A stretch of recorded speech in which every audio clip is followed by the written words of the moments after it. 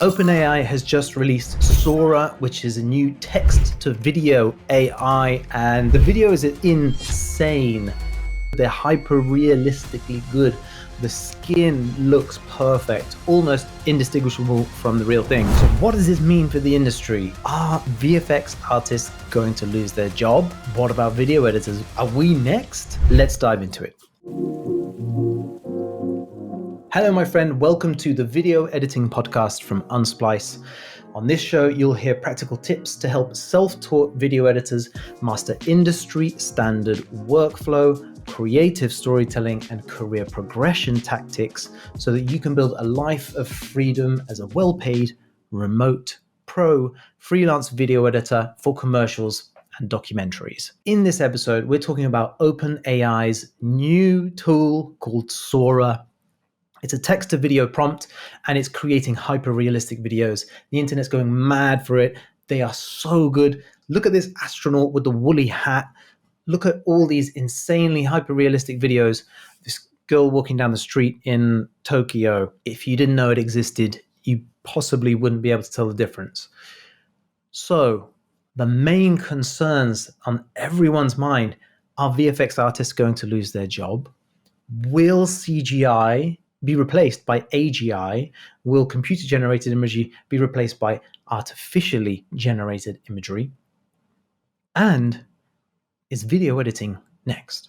Let's firstly talk about how cool this thing is. Look at these videos. It's just a short prompt. You can see the prompt. All of these videos are from the OpenAI website. They're all generated by Sora. It's not yet publicly available. They're just running some tests, but they have released these videos. My God, they're so good. Let's just enjoy how crazily good this technology is because it is a leap forward. Some of the cool things it can do is extend existing videos.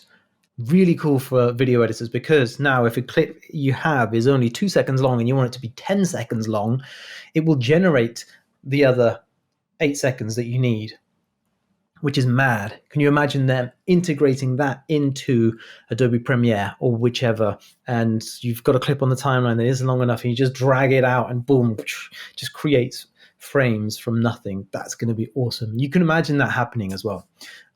Also, it can create a video from a still image.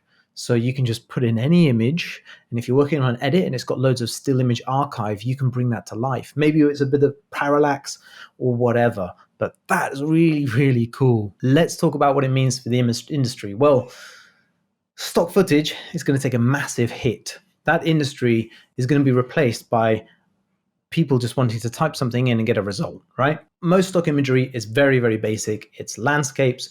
It's somebody like walking, doing something very generic. All of this generic stuff can be replaced by text to video. So the stock footage industry can take a massive hit, but I imagine they will integrate it into their apps, their web platforms, so that you can create whatever you want and you have ownership of it and then can license it out yourself. Also, what does it mean for the industry? Well, Hollywood VFX is probably going to integrate it into their systems.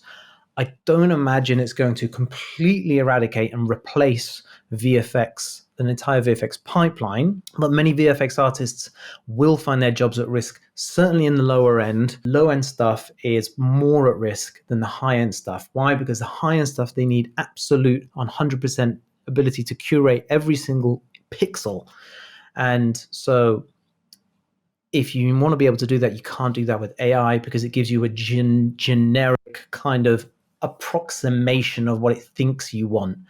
You can't go into and change the texture of the curtains, the color of the flame, the bounce of that light, all of these things which are so integral to a director's vision when you're working in high-end TV. One big one though, kids TV. And simple animations like South Park, for example. These are easily replicable. And so an AI will be able to just create an animation. Can you make something in this style, give it some reference frames, give it the audio track, make an animation? It'll be able to do that. Kids TV is huge, by the way. If you go onto Netflix, the top 40 shows are all kids shows. It's a massive industry, so a huge amount of jobs are going to go from there, unfortunately. I don't think there's any way around that. Indie films, however, are going to be super cheap to make. You can just shoot some stuff on green screen, get the AI to build the scenes, and then you just do all of the stuff with people in it. And then the AI can generate all of the atmospheric, the wide shots, all of those things. So you don't have to do that. So that's going to make indie films super cheap to make. Also, we'll have more tools to make still images look cool, which I think is going to be fantastic for us as video editors. But here's why I think we're safe. Firstly, continuity. It's almost impossible right now to get a text prompt to deliver one scene from two different angles. There's no idea of continuity for AI. In fact, there's randomness built into these text to video prompts. So if two people are writing the same prompt, you can never get the same thing, and that stops copyright infringement. So the idea that you can never create the same thing again has its limitations. It means you can't create the same thing from different angles, and you can't go through many different iterations of something and get the same thing, but with a slight change, because the change is quite drastic. So that's a huge limitation. Another one is sporadic spawning. At the moment, if you ask the tool to type in, dogs playing, it might spawn random dogs just out of nowhere. They just appear. Now, that'll get fixed at some point. There's also copyright infringement, especially from big Hollywood players. Disney is already, looking to sue OpenAI for using some of their films to train the AI. I don't expect that's going to stop. I imagine a lot of these huge companies are going to come for these AI generating companies. So that's a huge one to keep an eye on. We cannot use celebrity likenesses. Likewise, we can't use likenesses of other characters. And so we as people want to follow people. We like celebrities because we get to follow them offline and see them offline and on the silver screen. That is why social media is so popular, right? So we will still want to see the people that we love in the things that we like. That includes creators on YouTube, social media platforms, yada, yada, yada. All these people are safe because if people like you, they like you specifically, and they want to see the things that you do. Also, text to video and these video generation platforms can't create sexual content. So you can't have sex scenes. And if a film needs a sex scene, then of course you can't create that. So huge limitation there. You can't get 100% accuracy. And imagine if you had to create a 3-page prompt to get something exactly as you want it. Well, by the time you've gone through all the iterations to write that and create that, you might as well just shot the thing anyway. So that's a huge limitation that I think, will mean we're safe. Somebody needs to input that text prompt, quality control it, and curate all of the options and present them. That person will have a name, and so that's a job. So yes, some jobs will get lost, but we will need AI generated, prompt engineers, as they're going to be called, to create these images. And so VFX artists can do like a segue into this new way of working with VFX. And we still want to see real things and real people. We like to see the landscapes we recognize, the buildings we recognize, the people we recognize, and the things that we enjoy. So we as humans will want to see that continuously. Are video editors safe? I feel like these are tools that we'll all be able to use as video editors. They're not going to replace most video editors. Video editors that use AI tools will replace video editors that don't. These are just tools. They need somebody to use them, to input them, to QC them, to curate them.